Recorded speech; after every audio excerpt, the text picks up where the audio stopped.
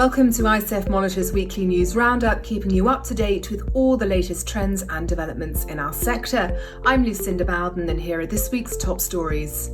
17 global markets have been recognised for their potential in helping institutions and schools build more diverse international student enrolments. Also this week, nearly half of international students who plan to study in Japan have switched destinations after COVID infections across the country reach a record high of more than 70,000. In the US, the OPT, Optional Practical Training Programme, is expanding to allow more international students in STEM-related fields of study to remain in the country for 3 years after graduation. Don't forget to subscribe to our website, icefmonitor.com, for additional market intelligence for international student recruitment. 17 global markets have been recognised for their potential in helping institutions and schools build more diverse international student enrolments. Many institutions and schools have given greater attention to this over the last decade. Even so, enrolments remain fairly concentrated in many leading study destinations across a narrow band of sending markets. The pandemic, however, has drawn a sharp line under the diversification strategies of many recruiters, and we can anticipate an even greater push going forward to rebalance the enrolment base and to build student numbers in key emerging markets. Our earlier analysis in this area has identified distinct bands of growth markets, with Vietnam, Colombia, Indonesia, Nigeria and Iran in the top tier on the basis of their projected long-term impact on student mobility. We've also identified a second tier of important emerging markets, each of which is also poised for substantial growth: Bangladesh, Nepal, Ghana, Kuwait and Egypt. And African markets feature in each of those top bands. We've also considered separately the tremendous potential of markets throughout the continent. Some key demand-side characteristics that will fuel that outbound growth include a large population base and especially a youthful population poised for further growth, rapidly expanding middle-class populations, high-performing economies with above-average growth rates, significant demand-supply gaps with respect to domestic higher education provision. There's also a business case for diversification, namely that it helps institutions and schools to balance and manage risk and to improve the student experience in the process. As Edwin van Rest, CEO of Study Portal, says, a diverse classroom mitigates risk, but more importantly, it drives education quality and prepares students for a global world. Diversification is a cornerstone of international higher education. Nearly half of students who originally planned to study in Japan have switched destinations, with many choosing South Korea instead. It comes as COVID infections across the country have reached a record high of more than 70,000 infections being reported daily, and it's caused the Japanese government to postpone border openings.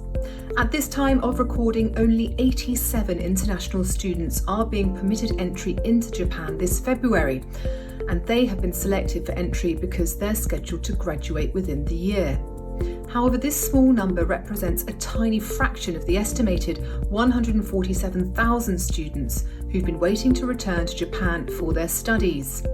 35,000 of them have signed a petition on change.org calling on the Japanese government to let international students into the country as their hopes and dreams are at stake.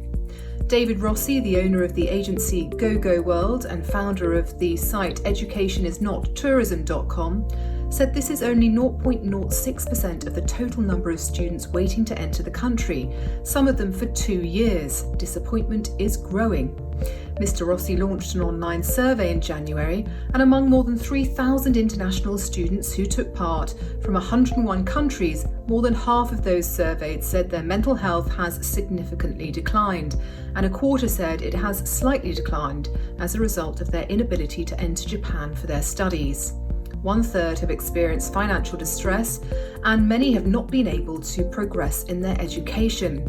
The prolonged entry restrictions are severely disrupting Japan's exchange programs with institutions in other countries.